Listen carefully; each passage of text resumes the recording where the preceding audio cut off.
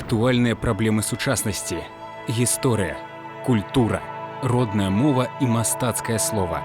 Пра гэта і не толькі пісьменнік і публіцыст Навум Гальперовіч гутарыць з вядомымі людзьмі краіны. Вітаю вас, дарагія сябры.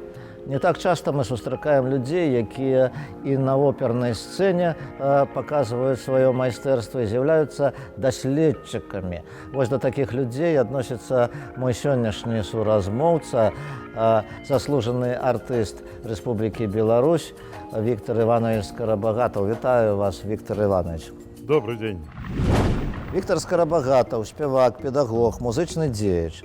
Нарадзіўся ў 1951 годзе ў Мінску, дзе вучыўся ў сярэдняй школе нумар 22 і ў музычным вучылішчы імя Глінкі.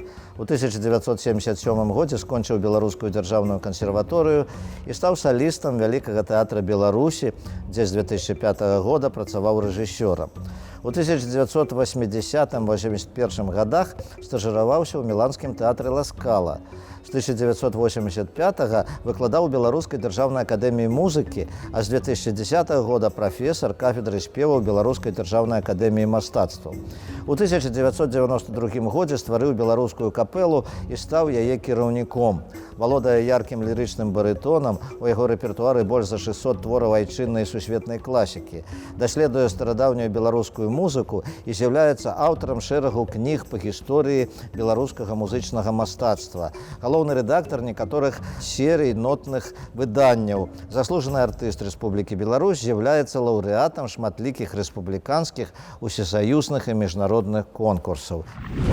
Ваша цытата «Я паглыбляюся ў свет Манюшкі, ці Радзівіла, ці Тарасевіча, ці Равенскага, і гэты свет становіцца маім.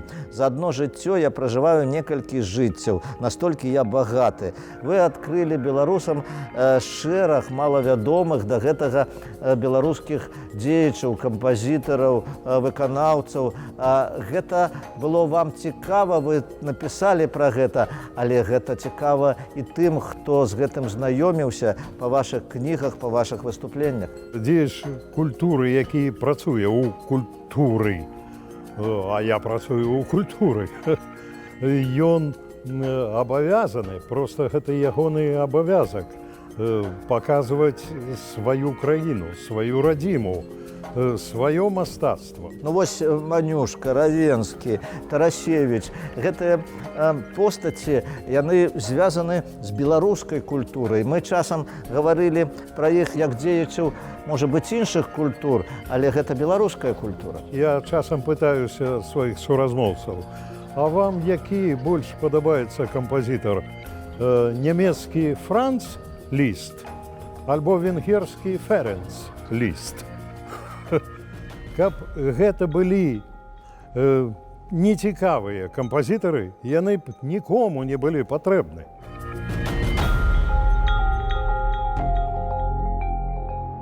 Ну вось Радзівіл, Манюшка, гэта беларускія кампазітары, якія ўжывалі у сваіх творах беларускую мову. Радзівіл не ўжываў, пераважна нямецкую, бо ён жыў у Берліне. Што тычыцца Манюшкі, менавіта ў ягонай творчасці упершыню з акадэмічнай опернай сцэны загучала беларуская мова. Гэта люты 1852 года.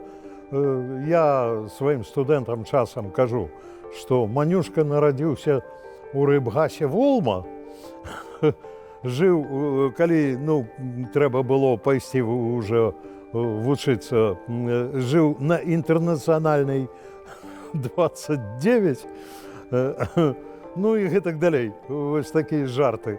А на тым месцы, дзе цяпер у Мінску на плошчы Свабоды стаіць гатэль Еўропа, на гэтым месцы яшчэ ў сярэдзіне 80-х гадоў стаяў будынак, у якім і быў мінскі гарадскі тэатр у сярэдзіне 19 стагоддзя, у якім і была пастаўлена тая самая салянка, са сцэнай якой загучала Як пайшоў жа наш каваль, з каваліхаю на баль, дай на баль. Ну і гэтак далей. І гэта не пераклад, гэта мова арыгінала гэтай оперы. Тое, што я зараз праспяваў. Лібрэта Дуніна Марцінкевіча. Ён і выконваў, між іншым, Навума прыгаворку. І стаў, і атрымаў, ну, як бы, яшчэ адно імя. Не толькі Вінцэнт Дунін Марцінкевіч, а яшчэ і Навум прыгаворка. О, дацёжка. Тым не менш, вот вы написали, ваша цитата, «Аднойчы мы вырашылі, што будзем спяваць оперу «Фауст», упершыню напісаную нашым князем Антуанам Радзівілам, выключна па-беларуску». Ну так, справа ў тым, што я звярнуў увагу на гэтае пытанне, ну, скажем, у Германіі. Там тыя оперы Моцарта, якія былі напісаны на італьянскія лібрэтто, Лоренцо да Понте, у Германії, у Австрії, не у Вене, не у Берлине, не у основных театрах, а у других театрах выконваюць выключна па-нямецку. Скажем, той самы Дон Карлос Верді, ён гучыць у Італіі выключна па-італьянску, а не па-французску, як было напісана ім. Ну, тое самае можна сказаць пра Бартнянскага, ягоныя оперы, зноў жа, не па-французску гучаць у Расіі, а выключна па-руску. Чаму мы павінны выконваць сваіх аўтараў не па-беларуску? Тагачасны германскі амбасадар, а ён быў неблагі музыка, між іншым. Ён быў на прэм'еры, зразумела ж, Фауста на нашым спектаклі. І пасля спектакля мне сказаў, вывучыць таго ж Гёте Фауста, гэта ўсё роўна, што кожнаму расіяніну ведаць на памяць Анегіна, Пушкіна, ці новую зямлю беларусу ведаць. Таму, канешне ж, першыя хвілін 5 я так дрыжэў у зале, так сидзеў. Потым звыкся, а пры канцы спектакля яшчэ і падумаў, а чаму Радзівіл напісаў гэта на нямецкамоўны варыянт Гёте, а не на беларускі пераклад гэтага лібрэта. Настолькі прыгожа гучыць беларуская мова з опернай сцэны. Вось што мне сказаў спадар Вінкельман. Дарэчы, вось ваша цытата на гэты конт. Недастаткова скласці беларускую музыку з тэкстам на беларускай мове, як кубік Рубіка. Трэба, каб яшчэ і твор быў высокамастацкім. Ну, канешне, гэта бясспрэчна так. І што тычыцца Фауста, дык ён быў надзвычай папулярны у 19 стагоддзі. Ну, гэта я не ад сябе, гэта такое меркаванне было Ферэнца Ліста. Скажем, ён, калі пісаў сваю рэцэнзію на Фауста Радзівіла, напісаў, што і па сёння ўжо складзены оперы і ў Італіі, і ў Францыі. Но тым не менш, самым папулярным творам музычным з'яўляецца твор Антона Радзівіла, оперны. Ну, так склаліся абставіны, што 20-е стагоддзе, відаць, вырашала іншыя праблемы. Проста іншыя праблемы. І неяк выпаў Фауст з цікавасці, і даследчыкаў, і выканаўцаў, пакуль мы не выканалі вось у сябе у нашым тэатры. І я ведаю, што цікавасць да Фауста Радзівіла зноў узнікла ў свеце.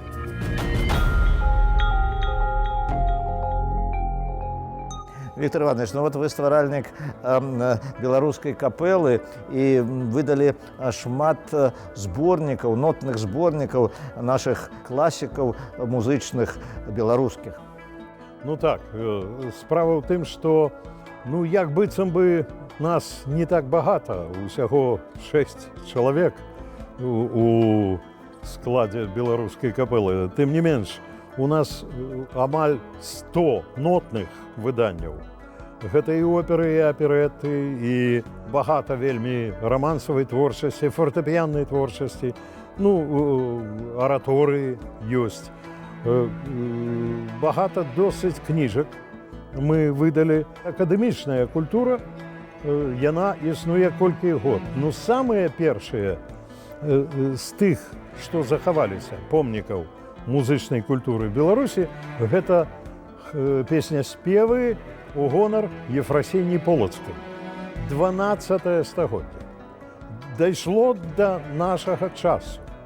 Значыць, нашай акадэмічнай культуры 900 год. Вот недаўняя зусім кніга пад вашым аўтарствам «Творы Владзіміра Караткевіча на опернай сцэне». У мінулым годзе было 90 год Караткевіча. У нас у тэатры былі пастаўлены 40 год таму «Сівая легенда» і 30 год таму «Дзікае паляванне караля Астаха». «Дзікае паляванне караля Астаха» гэта была мая ініцыятыва, каб напісаць, стварыць гэтую оперу. І кампазітара, і лібрэтыста я знайшоў, і дырыжора, пастаноўшчыка Ярослава Антоновича Вашчака. Вось іншая справа, што ён месяц не дажыў да прэм'еры, шкада вельмі. Вось. Я вывучаў і вывучаю па сёння Караткевіча. Мне вельмі цікава, што менавіта ягоныя творы могуць стаць практычна праз адно стварэнне ягонае абавязкова можа стаць тэмай для напісання альбо балета, альбо оперы. Між іншым, зараз тэатр рыхтуе другую пастаноўку «Палявання Астаха». Вось яшчэ адна ваша цытата, можа быць, на сёння заключная. Як не існуе неталенавітых народаў, так не існуе і непрыгожых моў. Для кожнага народа яго мова самая прыгожая. Я ў гэтым упэўнены. Іншая справа, што ў кожнай мове, калі яна стыкуецца, гэты народ з гэтым народам, абавязкова пэўныя словы з адной мовы трапляюць у другую мову. Так шуткаваў, я памятаю, Владимир Иосифович Мархель, што, пэўна, і ў японскай мове ёсць беларускія словы, і ў беларускай мове ёсць японскія словы. Проста мы не ведаем гэтага.